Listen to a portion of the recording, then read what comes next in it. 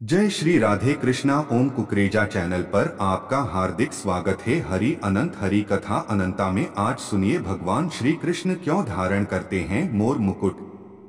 भगवान विष्णु ने धरती पर 8वां अवतार भगवान श्री कृष्ण के रूप में लिया था, जिनके इस मनमोहक अवतार की लीलाएं विश्व में सर्वत्र फैली हुई हैं। और जब भी भगवान श्री कृष्ण की सुंदरता का वर्णन किया जाता है, तब कमल के समान नेत्र वाले, चेहरे पर सूर्य के समान तेज सांबला रंग, अधरों पर शोभायमान मुरली, शरीर पर विराजित पीतांबर वस्त्र और सिर पर सुसज्जित मोर मुकुट उनकी सुंदरता का बोध कराते हैं। इसलिए भगवान श्री कृष्ण को मुरलीधर, मुकुटधारी, कमलनयन, कंजलोचन, मयूर, केशव, मुरली मनोहर, श्याम सुंदर आदि नामों से भी पुकारा जाता है। परंतु क्या आप जानते हैं कि भगवान श्री कृष्ण अपने सिर पर मोर मुकुट क्यों धारण करते हैं? यदि नहीं, तो आज हम आपको इसके पीछे का रहस्य बताते हैं। क्योंकि धार्मिक स्रोतों के अनुसार इसके पीछे कई कारण मौजूद हैं। कुंडली के अशुभ प्रभाव को कम करने के लिए धार्मिक मान्यताओं के अनुसार कहा जाता है कि भगवान श्री कृष्ण अपने सिर पर मोर मुकुट इसलिए धारण करते हैं क्योंकि उनकी कुंडली में काल सर्प दोष मौजूद है। ऐसे में ज्योतिष शास्त्र के अनुसार भगवान श्री कृष्ण अपनी कुंडली के दोषों का प्रभाव कम करने के लिए सिर पर मोर पंख से सुसज्जित मुकुट पहनते हैं। कहा जाता है यह काल सर्प योग का ही परिणाम था कि भगवान श्री कृष्ण का जन्म जेल में हुआ था। इसके अलावा काल सर्प दोष से पीड़ित व्यक्ति अपनी आयु के 36 साल में ऐश्वर्य की प्राप्ति नहीं कर पाता है। भगवान श्री कृष्ण के जीवन में भी कुछ ऐसा ही हुआ था। ऐसे में हम कह सकते हैं कि भगवान को जब धरती पर मनुष्य योनि में जन्म लेना पड़ा, तो उनके जीवन पर भी ग्रहों के शुभ और अशुभ प्रभावों का असर पड़ा। मोर की पवित्रता पर मोहित हो गए थे। भगवान श्री कृष्ण मोर एक ऐसा पक्षी है जो अपने संपूर्ण जीवन में ब्रह्मचर्य का पालन करता है।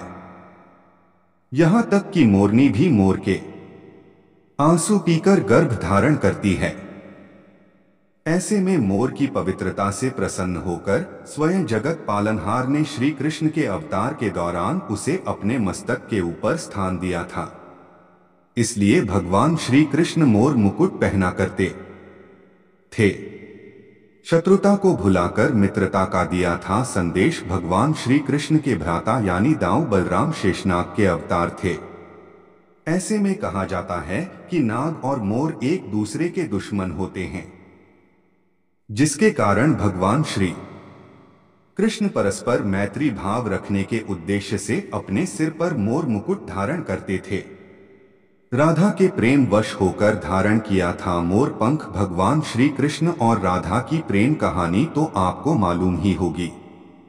कहते हैं राधा जिस महल में रहा करती थी, वहां मोर अधिक संख्या में थे। इतना ही नहीं, राधा जब नृत्य किया करती थी, तब उनके साथ मोर भी नाचा करते थे। कहते हैं इसी दौरान किसी मोर का मोर पंख जमीन पर गिर पड़ा था। तभी भगवान श्री कृष्ण ने उसे अपने मुकुट में स्थान दिया था, ताकि वह राधा जी को सदैव याद रख सकें, क्योंकि वह राधा को बहुत प्रेम करते थे। मोर के पंखों में मौजूद रंगों से दिया एक खास उपदेश भगवान श्री कृष्ण सदैव ही अपनी लीलाओं को लेकर चर्चा में बने रहते हैं। कहा जाता है कि इनके अपने मुकुट में मोर पंख लगाने के पीछे का उद्देश्य मोर के पंखों में मौजूद 7 रंग हैं। मोर के पंख विभिन्न प्रकार के रंगों से सराबोर होते हैं। ऐसे में जिस प्रकार से हमारी जिंदगी में भी प्रत्येक समय अलग अलग रंगों की भांति आता है, ठीक उसी प्रकार से मोर के पंखों का रंग भी कहीं हल्का तो कहीं चमकीला होता है। इस प्रकार भगवान श्री कृष्ण मोर मुकुट धारण करके समस्त मानव जाति को यह उपदेश देते हैं कि जीवन में सुख और दुख आते रहते हैं। मनुष्य को प्रत्येक स्थिति में खुद पर संतुलन बनाए रखना चाहिए। भगवान श्री कृष्ण को प्राप्त हुई थी गुरु दक्षिणा बालपन में, जब भगवान श्री कृष्ण अपने मित्रों के साथ जंगल में सो रहे थे कि तभी मौसम सुहावना हो चला, जिससे प्रभावित होकर श्री कृष्ण ने बांसुरी बजाना शुरू कर दिया, जिसकी मधुर आवाज सुनकर जंगल के सारे मोर बाहर आ गए और उन्होंने नाचना शुरू कर दिया। जिसके बाद प्रसन्न होकर मोरों के राजा ने भगवान श्री कृष्ण को अपने पंख गुरु दक्षिणा में दे दिए, जिस पर भगवान श्री कृष्ण ने उन मोर पंखों को सदा के लिए अपने मुकुट में विराजित कर लिया। भतीजे कार्तिकेय की मनोकामनाओं की पूर्ति था उद्देश्य, जैसा कि आप जानते हैं कि भगवान श्री कृष्ण विष्णु का अवतार है। ऐसे में भगवान विष्णु माता पार्वती के भाई है, जिन्होंने भगवान शिव से माता पार्वती के विवाह के लिए माता पार्वती की मदद की थी। ऐसे में भगवान शिव और माता पार्वती का बेटा कार्तिकेय भगवान विष्णु का भांजा हुआ और कार्तिकेय देवता की सवारी मोर है।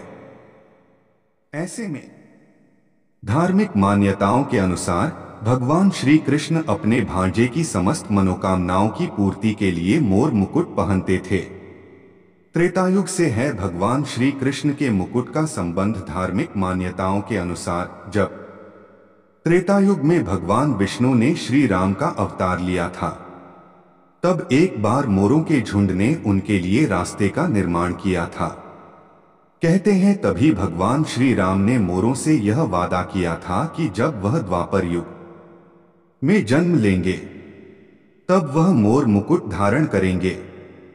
इस प्रकार भगवान श्री कृष्ण के इसी श्रृंगार रूपी मोर मुकुट की प्रशंसा करते हुए कहा गया है कि बर्हापींड नटवर वपु कर्णयो कर्णिकारण बिभ्रद वास कनक पिशं वैजयंती चमाला रंध्रान वेणोर्धर सुध्या पूर्यन गोपवृंदैर वृंदाण्यन स्वपदर्मन प्राविशद गीत कीर्ति।